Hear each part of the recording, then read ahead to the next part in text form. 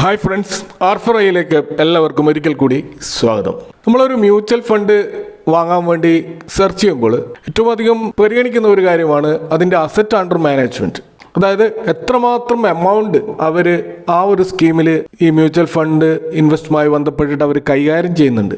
അതും ഒരു പ്രധാനപ്പെട്ട ഒരു ഘടകമാണ്. അപ്പോൾ ഈ അസറ്റ് അണ്ടർ മാനേജ്മെൻറ്റ് എത്രമാത്രം വർദ്ധിക്കുന്നു അത്രമാത്രം അത് പല കാറ്റഗറി ഫണ്ടുകളിലും വളരെ ഗുണകരമായിട്ടുള്ള ഒരു കാര്യമാണ്. എന്നാൽ ചില ഫണ്ടുകളിൽ അത് ദോഷകരമായിട്ടും വരാറുണ്ട്.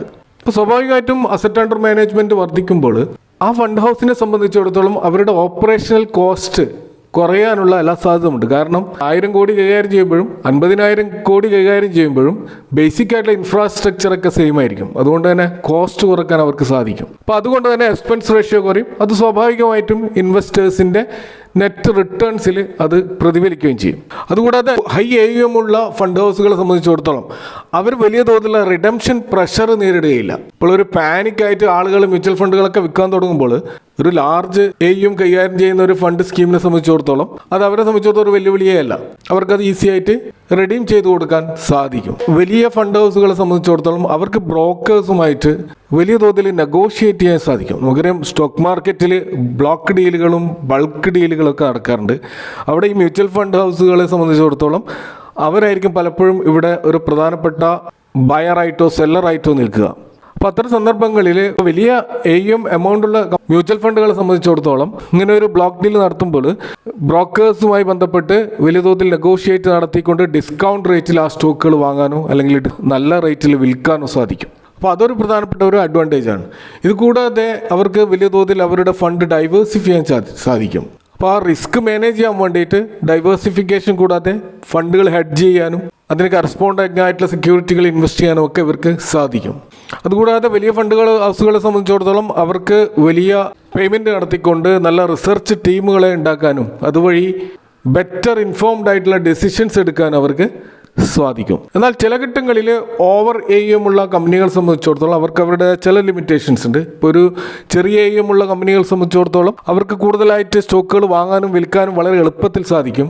അതുകൊണ്ട് തന്നെ ടേൺ ഓവർ റേഷ്യോ വളരെ കൂടുതലായിരിക്കും അത്തരം സ്മോൾ AUM ഉള്ള കമ്പനികളെ സംബന്ധിച്ചിടത്തോളം. ഫണ്ട് മാനേജേഴ്സ് വലിയ തോതിൽ ഹാർഡ് വർക്ക് ചെയ്തുകൊണ്ട് ഹൈ ആൽഫ ക്രിയേറ്റ് ചെയ്യാൻ പ്രത്യേകിച്ച് ചെറിയ AUM ഉള്ള കമ്പനികൾ ശ്രമിക്കാറുണ്ട്. പക്ഷെ അവർ അതിനുവേണ്ടി വലിയ റിസ്ക് എടുക്കുവാൻ തയ്യാറാകാറുണ്ട്. എന്നാൽ വലിയ AUM ഉള്ള കമ്പനികളെ സംബന്ധിച്ചിടത്തോളം അവർ അത്ര വലിയ റിസ്ക് എടുത്തുകൊണ്ട് ഇത്തരം കാര്യങ്ങൾ ചെയ്യുകയില്ല. ഇപ്പോൾ ഇക്വിറ്റി മ്യൂച്വൽ ഫണ്ടുകൾ എടുത്തു കഴിഞ്ഞാൽ നമ്മൾ ലാർജ് ക്യാപ് ഫണ്ടുകളെ സംബന്ധിച്ചിടത്തോളം അവർക്ക് ഹൈ AUM ഉണ്ടാകുന്നത് ഒരിക്കലും ഒരു നെഗറ്റീവായിട്ടുള്ള കാര്യമല്ല, അത് പോസിറ്റീവ് തന്നെയാണ്. അതുപോലെ ഡെറ്റ് മ്യൂച്വൽ ഫണ്ടുകളിലും ഇൻഡെക്സ് മ്യൂച്വൽ ഫണ്ടുകളിലും അത് വളരെ പോസിറ്റീവായിട്ടുള്ള ഒരു കാര്യം തന്നെയാണ്. എന്നാൽ മിഡ് ക്യാപ് സ്മോൾ ക്യാപ് സെഗ്മെൻറ്റുള്ള കമ്പനിയെ സംബന്ധിച്ചിടത്തോളം ഹൈ AUM അവരെ സംബന്ധിച്ചിടത്തോളം പലപ്പോഴും നെഗറ്റീവായിട്ടും വരാറുണ്ട്. ഇവിടെ നമ്മൾ 2025 ഏപ്രിൽ മാസം 30-ാം തീയതി വരെയുള്ള ഒരു ഡാറ്റകൾ പരിശോധിച്ചാൽ 50,000 കോടിക്ക് മുകളിൽ AUM വന്നിട്ടുള്ള 9ഓളം ഫണ്ടുകളെയാണ് ഈ ഒരു വീഡിയോയിൽ നമ്മൾ പരിചയപ്പെടുത്തുന്നത്. അപ്പോൾ ഇവിടെ ഈ ഫണ്ടുകൾ ഒരു ഇൻവെസ്റ്റ് ചെയ്യാനുള്ള ഒരു റെക്കമെൻഡേഷൻ അല്ല. കാരണം അവിടെ നമ്മൾ ഫണ്ടുകളുടെ എക്സ്പെൻസ് റേഷ്യോ നോക്കേണ്ടതുണ്ട്, അതിൻ്റെ റിട്ടേൺ നോക്കേണ്ടതുണ്ട്. അതുകൂടാതെ പല റേറ്റിംഗ് ഏജൻസികൾ ഇതിന് കൊടുത്ത റേറ്റിംഗ് എങ്ങനെയാണെന്ന് നോക്കാണ്ട്. അപ്പോൾ അത്തരം കാര്യങ്ങളൊക്കെ പരിഗണിച്ചുകൊണ്ട് ഫിനാൻഷ്യൽ അഡ്വൈസറെ മീറ്റ് ചെയ്തുകൊണ്ട് മാത്രം ഇത്തരം കാര്യത്തിൽ ഡിസിഷൻ എടുക്കുക. എങ്കിലും ഇവിടെ ഒരു ഇൻഫോംഡ് ഡിസിഷൻ വേണ്ടിയിട്ട് അത്തരം ഫണ്ടുകൾ ഇവിടെ പരിചയപ്പെടുത്തുകയാണ്. അതിൽ നമ്മൾ ഒന്നാമതായിട്ട് കാണുന്ന fund Parag Parikh flexi cap fund തന്നെയാണ്. ഇതിൻ്റെ AUM ഇപ്പോൾ 98,541 കോടിയായിട്ടാണ് നമുക്ക് കാണാൻ കഴിയുക. 5 ഇയേഴ്സിൻ്റെ ഒരു CAGR റിട്ടേൺ 27.92% ആണ്. കൂടാതെ എക്സ്പെൻസ് റേഷ്യോ വെറും 0.63% മാത്രമാണ്. അപ്പോൾ ഈ പരാഗ് പരീഖ് ഫ്ലെക്സി ക്യാപ്പിൻ്റെ റേറ്റിംഗ് നമ്മൾ കാണുന്നത് അതിന് വാല്യൂ റിസർച്ച് 5 സ്റ്റാർ റേറ്റിംഗും മോർണിംഗ് സ്റ്റാർ അതിന് 5 സ്റ്റാർ റേറ്റിംഗ് കൊടുത്തിട്ടുണ്ട്. അതുപോലെ ക്രിസിൽ എന്ന് പറയുന്ന മ്യൂച്വൽ ഫണ്ട് റേറ്റിംഗ് ഏജൻസി ഇതിന് കൊടുത്തുള്ള റാങ്ക് 1 ആണ്. രണ്ടാമതായിട്ട് നമ്മൾ കാണുന്ന ഒരു ലീഡിംഗ് AUM ഉള്ള fund HDFC mid cap opportunities ഫണ്ടാണ്. ഇത് മിഡ് ക്യാപ് സെഗ്മെൻറ്റിലുള്ള സ്റ്റോക്കുകളിൽ ഇൻവെസ്റ്റ് ചെയ്യുന്ന ഈ ഒരു HDFCയുടെ ഫണ്ട് 74,910 കോടിയുടെ AUM ഓൾറെഡി കടന്നിരിക്കുകയാണ്. 5 ഇയേഴ്സിൻ്റെ ഒരു റിട്ടേൺ നമ്മൾ ആവറേജ് CAGR പരിശോധിച്ചാൽ 35.17% ആണെന്ന് കാണാൻ കഴിയും. അതുപോലെ ഇതിൻ്റെ എക്സ്പെൻസ് റേഷ്യോ 0.77% മാത്രമാണ്. അപ്പോൾ ഇതിന് വാല്യൂ റിസർച്ചും മോർണിംഗ് സ്റ്റാറും 5 സ്റ്റാർ റേറ്റിംഗ് കൊടുത്തിട്ടുണ്ട്. എന്നാൽ ക്രിസിൽ ഇതിന് കൊടുത്തുള്ള റാങ്ക് 2 ആണ്. ഇനി മൂന്നാമതായിട്ട് ഏറ്റവും അധികം AUM ഉള്ള ഫണ്ട് നമ്മൾ കാണുന്നത് HDFCയുടെ ഫ്ലെക്സി ക്യാപ് ഫണ്ടാണ്. അതിൻ്റെ AUM 74,105 കോടിയായിട്ട് വളർന്നതായിട്ട് കാണാം. 5 ഇയേഴ്സിൻ്റെ ഒരു CAGR റിട്ടേൺ എന്ന് പറയുന്നത് 32.06% ആണ്. ഇതിൻ്റെ എക്സ്പെൻസ് റേഷ്യോ 0.73% ആണ്. ഇതിൻ്റെ ഒരു റേറ്റിംഗ് നമ്മൾ നോക്കിക്കഴിഞ്ഞാൽ വാല്യൂ റിസർച്ച് ഇതിന് 5 സ്റ്റാറും അതുപോലെ മോർണിംഗ് സ്റ്റാർ ഇതിന് 5 സ്റ്റാറും ക്രിസിൽ ഇതിന് കൊടുത്തുള്ള റാങ്ക് 1 അടുത്തതായിട്ട് 50,000 കോടിക്ക് മുകളിൽ AUM കാണിച്ചിട്ടുള്ള ഒരു fund ICICI Prudential blue chip ഫണ്ടാണ്. ഇത് ലാർജ് ക്യാപ് സ്റ്റോക്കുകൾ ഇൻവെസ്റ്റ് ചെയ്യുന്ന ഫണ്ടാണ്. 68,034 കോടിയുടെ ഒരു AUM ആണ് നമുക്കിപ്പോൾ കാണാൻ കഴിയുക. 5 ഇയേഴ്സിൻ്റെ ഒരു CAGR റിട്ടേൺ 25.47% ആണ്. എക്സ്പെൻസ് റേഷ്യോ 0.85% ആണ്. ഇതിന് വാല്യൂ റിസർച്ചും മോർണിംഗ് സ്റ്റാറും 5 സ്റ്റാർ റേറ്റിംഗ് കൊടുത്തിട്ടുണ്ട്. ക്രിസിൽ ഇതിന് റാങ്ക് 1 കൊടുത്തിട്ടുള്ളത്. അടുത്ത ഏറ്റവും അധികം AUM കാണിച്ചിട്ടുള്ള ഒരു fund Nippon India small cap ഫണ്ടാണ്. സ്മോൾ ക്യാപ് ഫണ്ടുകളിൽ ഏറ്റവും അധികം AUM കാണിക്കുന്ന ഫണ്ടാണ് നിപ്പോൺ ഇന്ത്യയുടേത്. 58,029 കോടിയുടെ AUM ആണ്.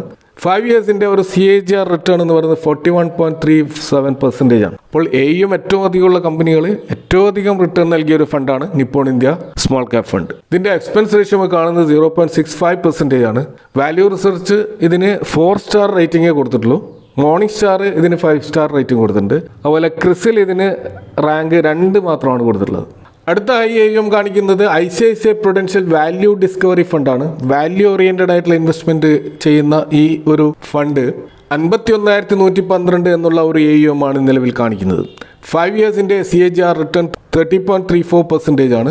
എക്സ്പെൻസ് റേഷ്യോ 0.99% ആണ്. മോർണിംഗ് സ്റ്റാറും വാല്യൂ റിസർച്ചും ഇതിന് 5 സ്റ്റാർ റേറ്റിംഗ് കൊടുത്തിട്ടുണ്ട്. ക്രിസിൽ ഇതിന് 1 റാങ്ക് തന്നെയാണ് കൊടുത്തിട്ടുള്ളത്. അടുത്ത AUM കാണിക്കുന്നത് SBI ബ്ലൂ ചിപ്പ് ഫണ്ടാണ്. ഇത് ലാർജ് ക്യാപ് സ്റ്റോക്കുകൾ ഇൻവെസ്റ്റ് ചെയ്യുന്ന ഈ ഫണ്ടിന്റെ AUM ഇപ്പോൾ കാണുന്നത് 51,010 കോടിയാണ്. 5 ഇയേഴ്സിന്റെ ഒരു CAGR റിട്ടേൺ 23.17%ഉം എക്സ്പെൻസ് റേഷ്യോ 0.81% ആണ്. വാല്യൂ റിസർച്ച് ഇതിന് 4 സ്റ്റാർ റേറ്റിംഗ് കൊടുത്തിട്ടുള്ളൂ. മോർണിംഗ് സ്റ്റാർ ഇതിന് 5 സ്റ്റാർ റേറ്റിംഗ് കൊടുത്തിട്ടുണ്ട്. എന്നാൽ ക്രിസിൽ ഇതിന് റാങ്ക് 3 മാത്രമാണ് കൊടുത്തിട്ടുള്ളത്. അടുത്ത AUM കാണിക്കുന്ന ഒരു ഫണ്ട് കൊട്ടാക് ഫ്ലെക്സി ക്യാപ് ഫണ്ടാണ്. 50,812 കോടിയുടെ AUM ആണ് കൊട്ടാക് ഫ്ലെക്സി ക്യാപ് ഫണ്ടിൽ നമുക്ക് കാണാൻ കഴിയുക. 5 ഇയേഴ്സിൻ്റെ ഒരു CAGR റിട്ടേൺ 23.77% ആണ്. എക്സ്പെൻസ് റേഷ്യോ 0.63% ആണ്. വാല്യൂ റിസർച്ച് ഇതിന് 3 സ്റ്റാർ റേറ്റിംഗ് കൊടുത്തിട്ടുണ്ട്. മോർണിംഗ് സ്റ്റാർ 4 സ്റ്റാർ റേറ്റിംഗും കൊടുത്തിട്ടുണ്ട്. ക്രിസിൽ ഇതിന് റാങ്ക് 3 ആണ് കൊടുത്തിട്ടുള്ളത്. മറ്റൊരു AUM കാണിക്കുന്നത് കൊട്ടാക് എമേർജിംഗ് ഫണ്ടാണ്. ഇത് മിഡ് ക്യാപ് സെഗ്മെന്റിലുള്ള കൊട്ടാക്കിന്റെ ഫണ്ടാണ്. 50,000-നടുത്ത് 49,646 കോടിയാണ് ഇതിൻ്റെ AUM നമുക്ക് കാണാൻ കഴിയുക. 5 ഇയേഴ്സിൻ്റെ ഒരു CAGR റിട്ടേൺ 33.22% ആണ്. എക്സ്പെൻസ് റേഷ്യോ 0.42% ആണ്. വാല്യൂ റിസർച്ച് ഇതിന് 4 സ്റ്റാറും മോർണിംഗ് സ്റ്റാർ ഇതിന് 5 സ്റ്റാറും കൊടുത്തിട്ടുണ്ട്. ക്രിസിൽ ഇതിന് റാങ്ക് കൊടുത്തിട്ടുള്ളത് 3 മാത്രമാണ്. അപ്പോൾ ഇതൊക്കെയാണ് 9 മ്യൂച്വൽ ഫണ്ടുകൾ. നമുക്ക് 50,000-ന് മുകളിൽ ഹൈ AUM കാണിക്കുന്ന 9 ലീഡിംഗ് ഈക്വിറ്റി മ്യൂച്വൽ ഫണ്ടുകൾ. ഈ വിഷയവുമായി ബന്ധപ്പെട്ടുള്ള നിങ്ങളുടെ അഭിപ്രായങ്ങളും കമൻറ്റുകളും അറിയിക്കുക. Thank for watching. See you next time with another video.